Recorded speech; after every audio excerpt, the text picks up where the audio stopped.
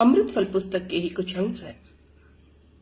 अमरनाथ, जो बहुत बड़े सफल व्यवसायी हैं, आजकल अपने वैराग्य के चरम पर है और हरिद्वार में अपने मित्र सन्यासी बलदेव के साथ कुछ दिन रहने गए हैं। तभी उनके पास उनके मैनेजर चौधरी साहब का फोन आता है और उनको ये बताया जाता है कि उनकी अनुपस्थिति में उनकी कंपनी में बहुत सारी कानूनी दिक्कत हुई है और जिसको निपटाने के लिए उनकी उपस्थिति बहुत जरूरी है। अमरनाथ वापस दिल्ली आते हैं। वकील के साथ बैठकर कानूनी दिक्कतें निपटाने के बाद चौधरी उनको ये बताते हैं कि उनके पंखे की कारखाना में सारे जो लेबर्स हैं, वर्कर्स हैं, वो स्ट्राइक पर बैठ गए हैं।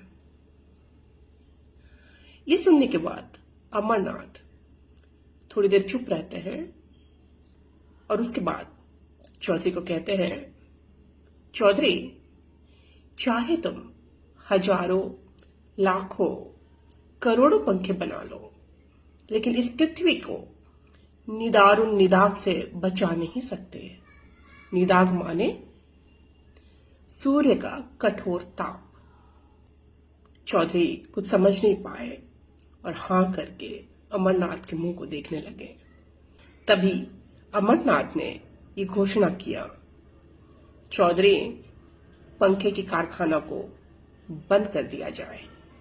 चौधरी और थोड़े से चकित हुए और बोले कि केवल एक स्ट्राइक या धर्मघट के कारण पूरी कंपनी को बंद कर दिया जाए?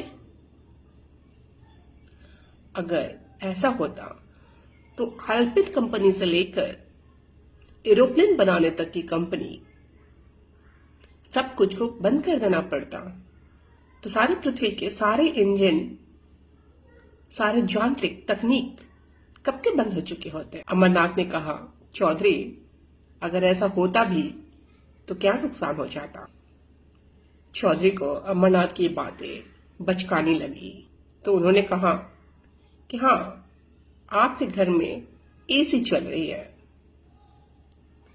तो आपको पंखे की जरूरत नहीं है, लेकिन ये सोचिए, अगर एसी बनाने वाली कंपनी भी बंद हो जाए तो आपके जीवन धारण का मान किस स्तर पर आ जाएगा। अमरनाथ ने कहा, जीवन की बात करते हो चौधरी? क्या जीवन को सिर्फ मनुष्य जाति ही अभिव्यक्त करता है? इस संसार में मनुष्य से कई ज्यादा कई प्रकार के पक्षी और कई प्रकार के पशु हैं। बिना दाढ़ी बनाए देखो वो बंदर भी कितना खुश है। वो भालू कैसे राजाओं की तरह चलता है। अगर इस संसार के सारे blade, razor, shaving cream, safety pin की फैक्ट्रियां बंद हो जाए तब भी इनके व्यापक जीवन में कोई फर्क नहीं पड़ेगा। कभी बारिश में पंछियों को देखे हो? उस दिन बारिश के समय लगभग 2 घंटे पेड़ की टहनी पर भीगता हुआ लगभग ध्यानस्थ होकर एक छोटा सा पंछी बैठा हुआ था।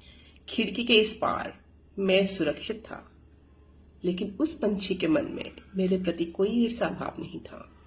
अगर पृथ्वी के सारे रेनकोट, छाता का कंपनी बंद हो जाए तब भी उस पंछी का जीवन तो अविचलित ही रहेगा।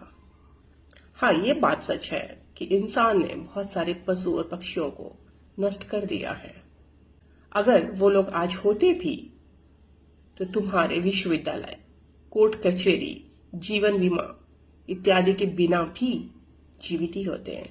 जितने सारे पशु पक्षी आज के दिन में जीवित हैं, वो लोग भी तुम्हारे इस वैभव के बिना ही जीवित हैं। जीवन केवल इंसान में सीमित नहीं है चौधरी।